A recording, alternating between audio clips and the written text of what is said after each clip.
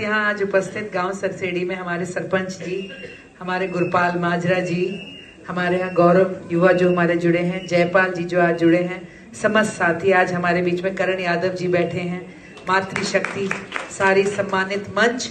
मैं इसलिए कहूंगी कि समय भी कम है और कोई चूक हो जाए तो वो ज्यादा बड़ी हमारे से मिस्टेक रहेगी। उतनी ही हमारे सामने मंच के बैठी सम्मानित मातृशक्ति, हमारे साथ ऊर्जा बढ़ाते हुए, हिम्मत बढ़ाते हुए हमारे भाई। सारी बातें तो आपको पता ही है। ये अब की बार कैंट में चुनाव नहीं हो रहा है, एक धर्म युद्ध हो रहा है। बहुत सी बातें कैंट ने झेली हैं, डंडे झेले हैं, तिरस्कार, गालियां झेली हैं। जो 6-6 बार के विधायक रहे, जिन्हें 15 साल जिन्होंने राज किया है, उनके हाथ आप लोगों ने बहुत कुछ झेला है। कुछ हमने भी झेला, हमें भी लगा कि हमारे साथ अन्याय हुआ और हम चुनाव लड़ने इंडिपेंडेंट कैंडिडेट के तौर पे आपके बीच में आए हैं। एक बार पहले भी आए थे, पिछली बार, और पिछली बार भी अंबाला इतना क्लियर था कि पूरे अंबाला की वोट सिर्फ 2 धड़ों में बटी थी। एक जो अनिल विज जी को जिता गया, उस धड़े को मदद कर रहा था 75 पार का नारा। उस धड़े को जीतने में मदद कर रहा था ये उम्मीद कि अनिल विज जी और भी बड़े नेता बनेंगे। उस धड़े को जीतने में मदद कर रहा था ये बात कि भी काम चल तो पड़े, खत्म करवा देंगे।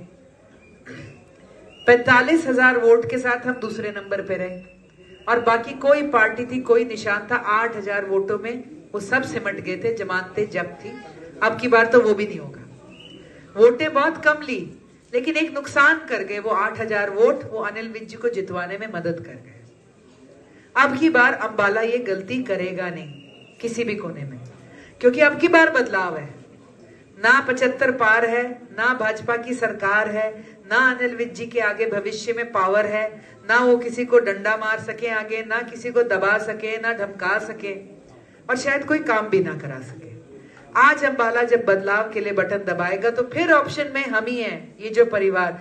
मैं यही कहूंगी, देवेंद्र जी, शरवण जी, हमारे भाई गुरपाल जी के ऊपर कितना दबाव बनाया गया पिछली बार, हद से ज्यादा दबाव बनाया गया था, हर किसी पे दबाव रहा। आज मैं कहूंगी, मैं निर्दलीय क्या हुई है, मैं तो सर्वदलीय हो गई। आज हमारे पास इनेलो के वरिष्ठ नेता आ रहे हैं, जजपा से है, बसपा से हैं। आज हमारे भाई करण यादव जी बहुत सीनियर कांग्रेस नेता रहे हैं, हीरालाल यादव जी उनके सुपुत्र हैं और उनके बाद समाज ने इन्हें सर्वसम्मति से अपना अध्यक्ष भी चुना है। आज ये क्या कर रहे हैं हमारे साथ? बस ये कह रहे हैं कि अहंकार हराना है, भयमुक्त अंबाला बनाना है और उसके लिए आज हम सब सीटी के निशान पे इकट्ठे हो रहे हैं। जब पहले दिन टिकट कटा था तो किसी ने कहा था तेरे भाग खुल गए। मैंने कहा जी क्यों? कहते बदलाव तो भाजपा वालों को भी चाहिए अब की बार, लेकिन वो दूसरी पार्टी का बटन ना दबा पाते, तेरा बटन दबा देंगे। हम आज यहाँ बैठे हैं। मुझे याद है पिछले साल की बाढ़, और ये भी पता है कि इस साल जब जब एक बूंद गिरती है पता नहीं कितनों की सांसें रुक जाती हैं। मुझे याद है जब सड़क तोड़ने प्रशासन आया कि उस इलाके को बचा लिया जाए, तो किस तरह महिलाएं वहां पे खड़ी होकर लड़ाई लड़ रही थी, किस तरह से रोका गया था, उसे बचाया गया था।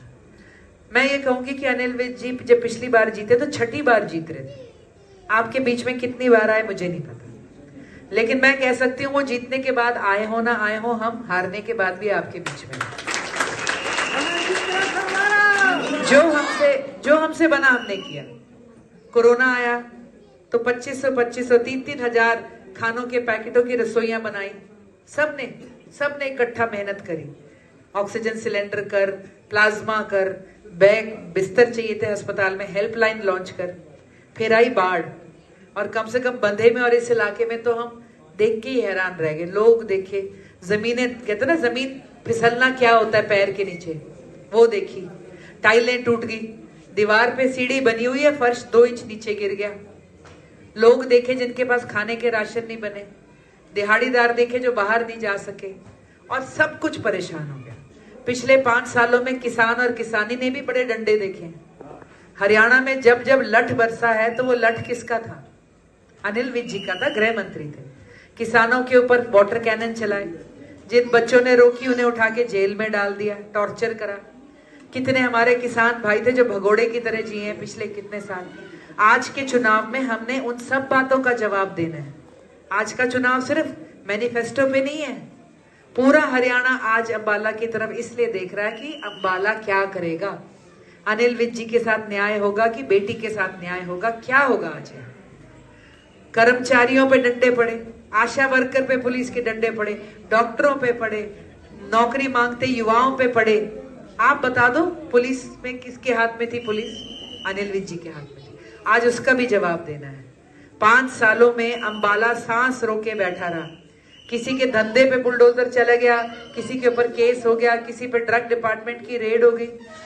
तो इन सारी बातों को लेके, और जैसा कि इन्होंने कहा, एक बाढ़ मुक्त, एक पानी मुक्त भविष्य तो बनाना है ना। हम कहें 1 मिनट में हो जाएगा, अनिल विज जी ने 15 साल में ये हालात खड़े करे। जो हम टांगरी की तरफ थे, इधर से टांगरी ने मार दिया और उधर से पानी ने मार दिया, जिसकी निकासी नहीं थी। पिछले साल ट्यूबवेल भी फेल हो गए जो 4 लगा रखे थे पानी निकालने के। तो बहुत सा बदलाव है। ये तभी होगा जब हम सब इकट्ठे होंगे। पिछली बार की तरह कोई तीसरे चौथे नंबर का बटन दबा दिया तो अनिल विज जी फिर जीत जाएंगे। बिना सत्ता के बैठे होंगे, क्या वो काम करेंगे जो अब तक नहीं करा 30 सालों में? ये आपका फैसला होगा।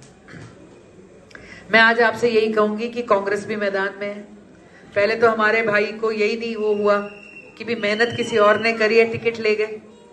अब टिकट मांगने के लिए पीछे पड़ गए मेरे कि ये बैठती क्यों नहीं है, इसे पार्टी क्यों नहीं बिठाती है, इसे इसके पिताजी क्यों नहीं बिठाते हैं। भैया आप चुनाव लड़ने के लिए आओ, खुद खड़े रहो, अपनी जिम्मेवारी देखो। अब सोशल मीडिया पे चलाना शुरू कर दिया उनके दोस्तों ने कि चित्रा खड़ी है, काट के मेरी फोटो लगा दी उनके साथ। चित्रा कह रही है मेरे सभी फैंस मेरे भाई को वोट डालो। भाई वोट भी मेरे नाम पे ही मांगनी थी, टिकट भी हमारा लेना था, तो आप चुनाव में कर क्या रहे हो? आधा इलाका तो ये पूछ रहा है ये पुरुष है कि महिला।